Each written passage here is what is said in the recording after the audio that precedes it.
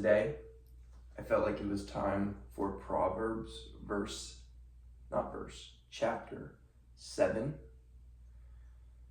I'm assuming that my audience of 2 people are young men.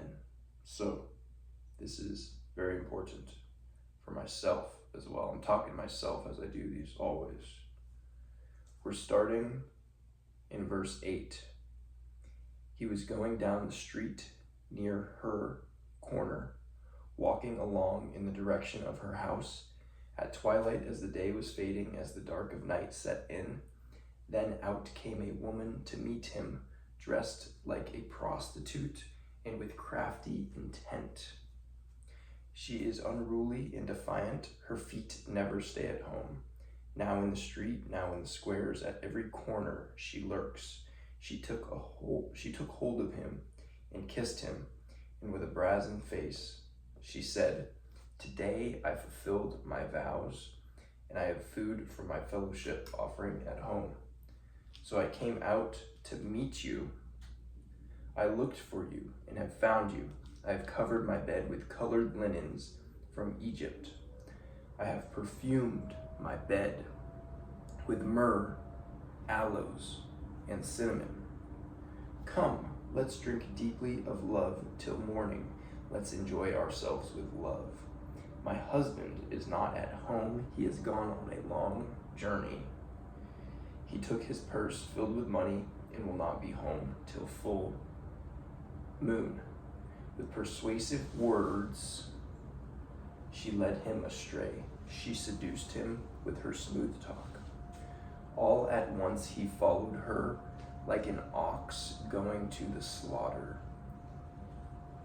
like a deer stepping into a noose, till an arrow pierces his liver, like a bird darting into a snare, little knowing it will cost him his life. That's how serious it is.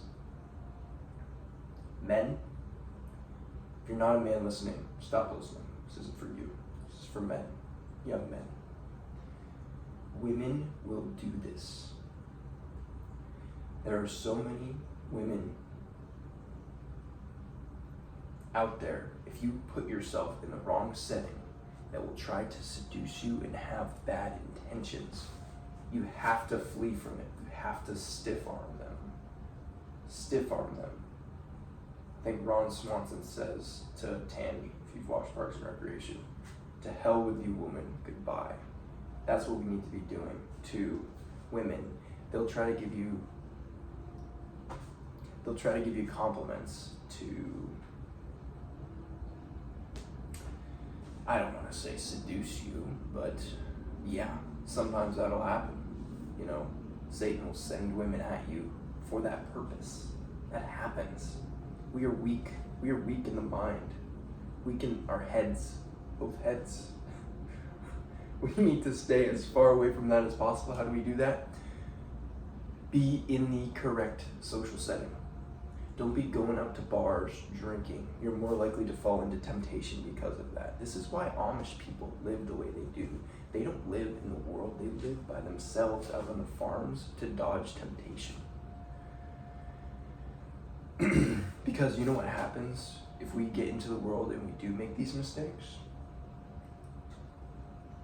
If you do listen to the wayward woman in your ear and you're falling for what she's saying, you follow her, commit adultery, you lust over her. You're like an ox going to the slaughter. You're like an animal. You can't even control yourself. Am I perfect? No, I'm not. But this is motivation to basically seek godly women. Women that you're slightly unsure about because you want to have values and be grounded in your faith. Stay away. Not even worth it. I don't know. I'm no dating expert. I've gone on like 9 dates. But that's because I don't want to go out with worldly women because I'm worried about what will happen. I've made mistakes before. So I just want to flee that. I want to run away from it. And I just want to be patient for the perfect woman, not perfect woman, but the godly woman to walk into my life. It's really hard, but you need to remember that. I need to remember that. Another thing that stood out, last thing I'll say, because I think this is going on way too long. I have perfumed my bed with myrrh, aloes, and cinnamon. They're going to do things to try to lure you in. You know, maybe they'll say something else that you have in common. Oh, we have this in common. You know, we both work out. Oh, we both like to eat healthy. I'm just saying things that are like my life. Does she love the Lord? Doesn't matter. I'm not saying you can't talk to him, but you can separate any romantic feelings, because we need to flee from any situation that could even potentially be a result in sin. So that's what I wanted to talk about today. Homework, actually go read Proverbs chapter 7. It's super good and kind of motivates you to just focus on what you're doing, focus on God, and wait for a godly woman to come into your life. And this is really, I probably shouldn't be talking about this because I have terrible experiences. Actually, I have no experience really with dating. So maybe that's because I'm doing it right. I'm just waiting for a godly woman. I don't know. I guess we'll find out. Peace.